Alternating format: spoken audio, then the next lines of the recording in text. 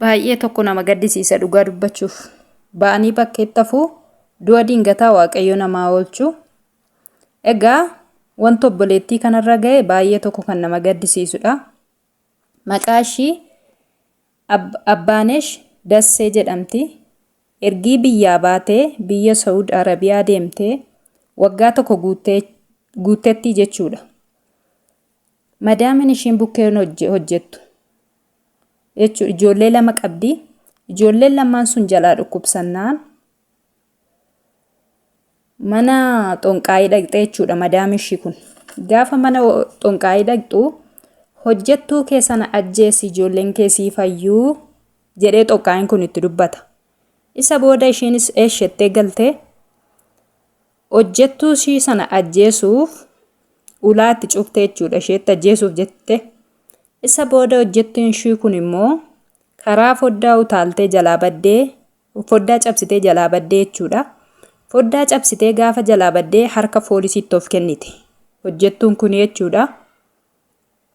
Isa booda poolisiin galuu barbaaddamoo hojjechuu barbaaddaa jedhee ishee gaafannaan isheen galuun barbaadaa jetteen. Fedhii ishii galuu waan ta'eef. Isa booda hojjettuun kun paaspoortii harkaa waan hin qabneef homaa of harkaan qabdu waan ta'eef baddee baate waan ta'eef lubbuu ishii baraaruuf baate waan ta'eef ashaaraa akka kennitu godhanii poolisiin sun ashaaraa ishee kaasee jechuudha. Ashaaraa quba ishii.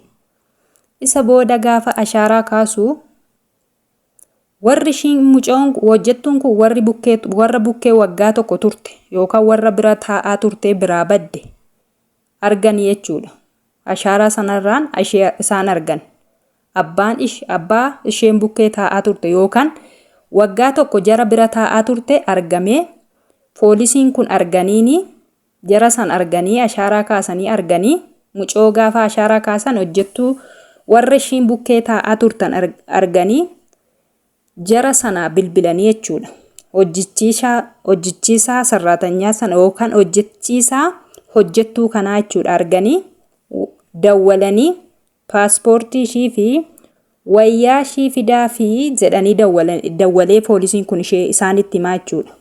Eeshii jedhanii jarri hojjettuun kun bukkee turte wayyaa ishii paaspoortii ishii jedhanii wayyaa ishii fidanii itti kennanii jechuudha. Mucoon biyyaan gala jette.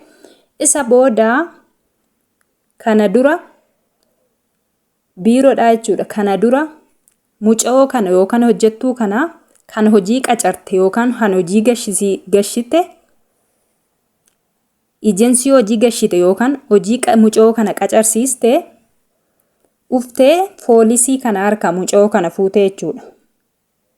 Ejensittiin kanaan dura hojii qacarsiiste mucoo kana hojjettuu kana hojii argitee fi hojii gashite uftee poolisii kana harka mucoo kana fuutee jechuudha.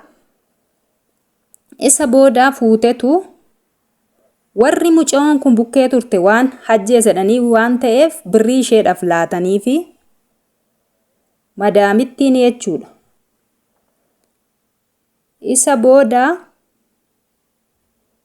mucoo ejensittiidha birrii laatanii mucoon akka duutu godhanii mucoo ajjeesanii.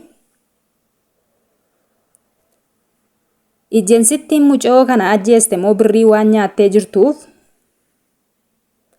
jara sanarraa waan birrii nyaattee jirtuuf mucoo ajjeesisiiste maatiidha. Mucoon keessan duutee jettee maatiitti himtee jechuudha haadhatti. Mucoon kun akkamitti duutee jettee haati immoo itti dubbannaan mucoon keessan of ajjeestee of fannisteenaan ishii haa ta'u. Mucoo keessan kana bakka bu'eetanii sinii gasha reeffa bakka bu'aa naa kenni jettee haadha mucoo kana gaafattee jechuudha. Ishumti birrii nyaatte sun. Ishumti birrii nyaatte kuni bakka bu'eensi gashaa jettee haadha gaafannaan ishii jettee haati waraqaa hunda biyyaa baastee waraqaa barbaachisu hunda biyyaa baastee ishii eggin ishee dhabee mucoo koo eggin dhabee reenfa ishiillee nan argadha.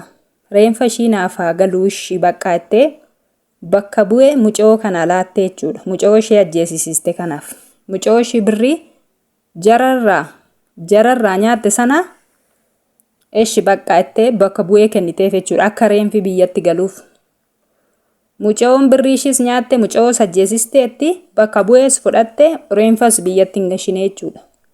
Haati mucayoo duutee liiv irratti dhuftee ababaa koo jettee yeroo boosu baay'ee garaa namaa nyaata dhugaa dubbachuuf. Namni nama ta'e akkamitti akka garaa walitti jabaatu naaf hin galle. Baay'ee nama gaddisiisa. Baay'ee namatti ulfaata. Dubbachuun illee baay'ee nama qaaneessa kana. Birrii ishii fudhattee mucayoo Ajeesistee reenfas hin gasha ettee haadhanii jechuudha. Reenfas hin gashine jechuudha. Bakka bu'ee fudhattee reenfas hin gashine reenfa ishii haadha ishee dhoowwattee jirti jechuudha. Haati mucayoo fayyaas dhabdee reenfas dhabdee baay'ee nama gaddisiisa. Ijoollee keenya biyyarraan ba'inaa. Biyyi immoo biyyi jira. Biyyi iddoo deeman iddoo namaaf mijatu jira waan ta'eef biyyi kun immoo dhugaa dubbachuuf ijoolleen keenya baay'ee fixaa jirti. Kanaaf biyya sana hin deeminaa jedhanii yoo itti manis hin dhaga'an ijoolleen keenya. Kanaafuu kan du'e sila'u haadha ishii ji'a 9 garaatti baate sanatu gubate. Maaliif jennaa umurii ishii guutuu balbala ala laalaa haftee jechuudha. Ji'a 9 garaatti baattee amma moonaa dabarsiti ilmoon koo jettee biyya ormaatti ergatte. Gaafa reenfa ishii illee dhabdu baay'ee nama gaddisiisa dhugaa dubbachuuf. Baay'ee namatti ulfaatas. Ijoolleen keenya biyyarraan ba'ina. Biyya amma bakka jireenya ammaateera waan ta'eef biyyarraa ba'uu mannaa biyya ofiitti leestiroo xaraganii dhugaa dubbachuuf leestiroo xaraganii nagaa ofii jiraachuu wayya. Maaliif bakka eeggii biyyi sun sirrii miti dhugaa dubbachuuf akka kootti. Maaliif jennaan ijoollee keenya lubbuu baay'ee fixaa jirti.